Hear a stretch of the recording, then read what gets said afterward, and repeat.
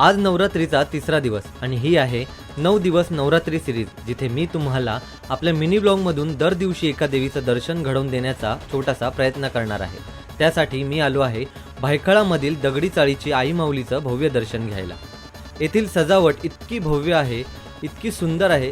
तेथील झुंबर, लाइटिंग या सगळ्यांच्या उजळणीने संपूर्ण मंडप अगदी प्रकाशमय स्वर्गासारखा वाटतो।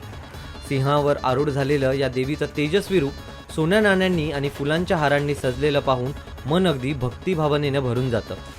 दगडी चाळ ही सर्वांनाच माहिती असलेली जागा आहे, त्याबद्दल मी काही वेगळं सांगायला नको। इथे नवरात्री दरवर्षी अगदी जोरदार उत्साहात साजरी केली जाते। ही देवी म्हणजे फक्त एक आराध्य रूप नाही, तर भक्तांच्या आयुष्यात आनंद, बळ आणि सकारात्मकतेचा स्रोत आहे। या नवरात्रीत दगडी चाळीतल्या देवीचं असं मोहक रूप पाहायला मिळालं, त्यासाठी मंडळाचे खूप खूप आभार।